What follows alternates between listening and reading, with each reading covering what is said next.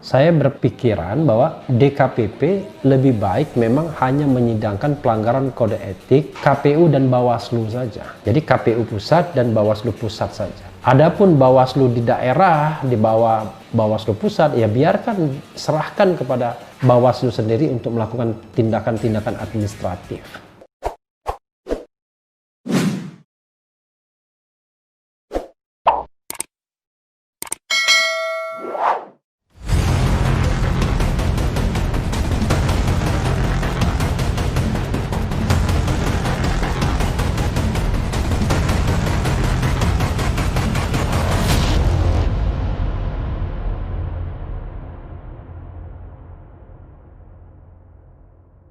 Assalamualaikum warahmatullahi wabarakatuh, Sobat RH sekalian. Jumpa lagi kita di channel yang keren ini, Keren Cadas.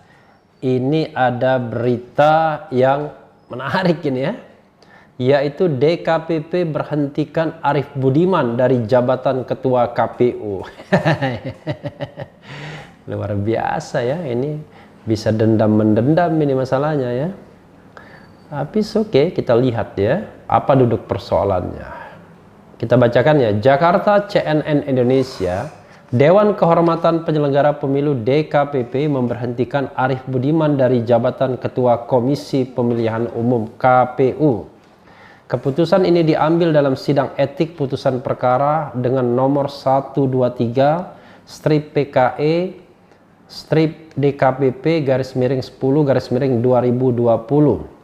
Menjatuhkan sanksi peringatan keras terakhir dan pemberhentian dari jabatan Ketua KPU kepada Tradu Arief Budiman selaku Ketua KPU RI, dikutip dari salinan putusan DKPP Rabu 13 Januari. Artinya hanya status sebagai ketua ya. DKPP menyatakan Arief terbukti melanggar etik dan pedoman perilaku penyelenggara pemilu saat mendampingi Komisioner KPU Evi Novida Ginting menggugat surat keputusan Presiden Joko Widodo ke PT UN Jakarta. Saat itu Evi menggugat keputusannya yang diberhentikan oleh Presiden Joko Widodo ke PT UN Jakarta. Pengadu Jupri, ini Jupri mana ya? Jupri aktivis pemilu juga mungkin ya. Juga mempermasalahkan surat KPU RI nomor 665-SD/SD-05-05-KPU-8/2020 tanggal 18 Agustus 2020 yang diterbitkan Arief. Surat itu berkaitan dengan pengaktifan kembali Evi sebagai komisioner. Sebelumnya terjadi polemik di antara para penyelenggara pemilu. DKPP sempat memutus pemecatan Evi dari jabatan Komisioner KPU RI karena diduga melanggar kode etik ihwal suara di Pileg 2019. Putusan DKPP itu pun dijalankan Presiden RI. Presiden Jokowi menerbitkan surat pemecatan Evi, namun surat itu dibawa Evi ke PT UN Jakarta. Pada 23 Juli 2020, PT UN Jakarta membatalkan surat pemecatan Evi. Ia pun kembali menjadi komisioner pada Agustus 2020. Ya, Sobat era sekalian, itu tadi soal pemberhentian oleh DKPP terhadap Arief Budiman ya dari jabatan Ketua KPU karena mengantar anggota KPU melakukan gugatan ke Petun Jakarta.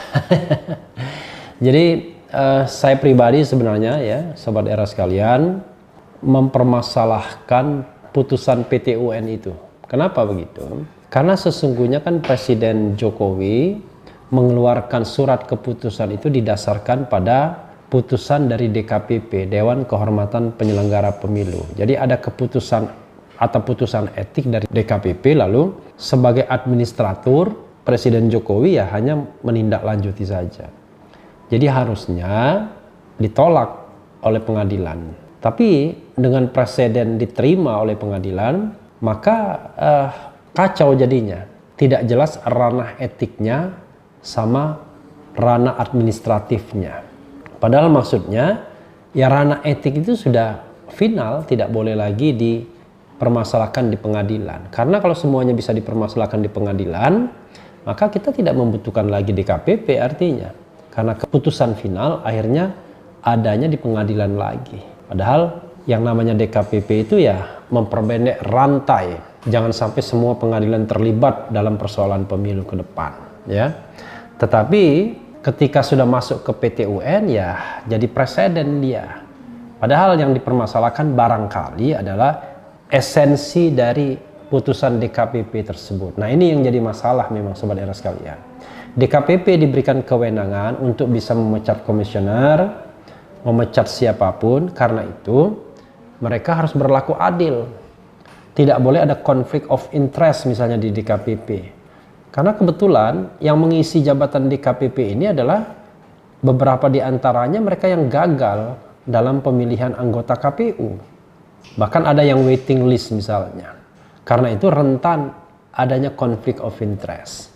Masalahnya adalah mereka dipilih oleh pemerintah. Karena kita tahu bahwa anggota DKPP ini dipilih oleh pemerintah dan dipilih oleh DPR. Ketika kepentingan pemerintah dimasukkan ke DKPP, kepentingan DPR dimasukkan ke DKPP, yang dicari bukanlah orang yang sama sekali terlepas dari kepentingan-kepentingan dengan baik itu KPU maupun Bawaslu. Jadi ada anggota DKPP yang justru calon gagal KPU. Dan ini terlepas dari bahwa putusan tersebut barangkali objektif, tapi tetap saja kita harus menghindari yang namanya konflik of interest, kan begitu. Karena kita tidak bisa menyerahkan semuanya kepada manusia, tetapi harus pada sistem. Salah satu sistem tersebut adalah menghindarkan ada konflik of interest. Jadi bagaimana dengan putusan ketika Ketua KPU Arief Budiman diberhentikan karena mengantar ke petun, ya? Menurut saya memang itu pelanggaran etik yang masuk akal, karena harusnya ketua KPU tidak perlu menunjukkan keberpihakan seperti itu. Tapi saya tahu beberapa teman saya misalnya menjadi ahli di Pengadilan Tata Usaha Negara, ya, untuk mengaktifkan kembali Evi Nofida Ginting karena mereka melihat soal keadilannya, bukan bagaimana membangun sistemnya. Jadi pemberhentian KPU itu barangkali dianggap mereka tidak adil. Tapi ketika pengadilan PT UN masuk misalnya dan tidak menolak untuk menyidangkan kasus itu, ya inilah masalahnya sobat era sekalian, ya. Jadi semua keputusan di KPP nanti itu bisa akan di challenge di pengadilan. Begitu keluar pemberhentian di challenge di PT UN. Dan ini menjadi hal yang tidak sehat bagi governance pemilu kita ke depan. Mudah-mudahan ini menjadi pembelajaran kita semua, ya, agar kedepannya bisa lebih solid. Tapi kalau saya, sobat era sekalian, kalau ditanyakan kepada saya, apakah perlu DKPP dibentuk permanen seperti sekarang ini? Saya mengatakan tidak.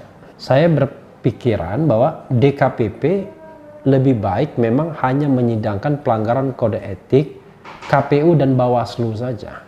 Jadi KPU pusat dan Bawaslu pusat saja.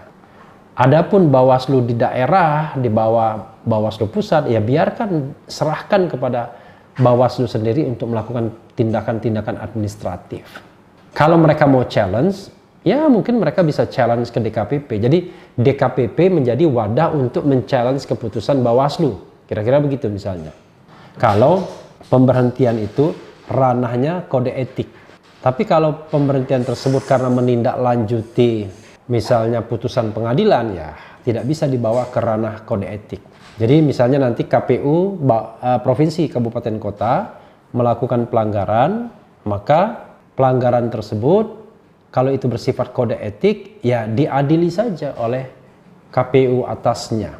KPU kabupaten, kota, dan provinsi diadili oleh KPU pusat, kemudian Bawaslu provinsi, kabupaten, kota oleh Bawaslu pusat, dan kalau mereka merasa tidak adil, mereka bisa mengajukan pembatalan keputusan itu ke DKPP, Dewan Kehormatan Penyelenggara Pemilu. Menurut saya itu jauh lebih sehat, ya, untuk memelihara satu kesatuan. Nah, yang langsung ke DKPP adalah pelanggaran yang dilakukan oleh Bawaslu dan KPU. Karena itu, mekanisme seperti ini mungkin patut dipertimbangkan ke depannya. Tapi kasus yang menerpa Arief Budiman ini ya sudah benar memang disidang oleh DKPP karena dianggap pelanggaran kode etik, yaitu mengantarkan Evi Nofida Ginting ke PT UN. Harusnya pada waktu itu mungkin, ya, saya tidak melihat masalahnya secara langsung, mungkin ya terbaik adalah ya menjaga jarak. Karena dia pada waktu itu kan pejabat KPU, jadi tidak boleh bicara mengenai pembelaan dengan kolega, ya kan? Kalau koleganya mau memperjuangkan nasibnya ya silahkan, tapi tidak perlu sampai diantar seperti itu rasanya ya, kalau memang soal antar mengantar ya. Karena ini soal etik. Soal etik itu soal yang memang tidak berkaitan dengan hukum pidana, tapi soal yang benar-benar kepantasan ya. Dan kepantasan itu dianggap barangkali terlampaui atau terlewati, dilanggar oleh Ketua KPU Arief Budiman. Ya, Sobat Era sekalian, itu saja. Masih sariawan saya. Ngomongnya agak susah ya. Yang penting tetap di channel ini, karena di channel ini Anda akan dirayu, ditipu, dibaperin, dicecar, diuber pula di jalur khusus. Karena channel ini adalah channel yang mengancam, memeras, dan membenci. Jangan lupa subscribe, like, comment, and share.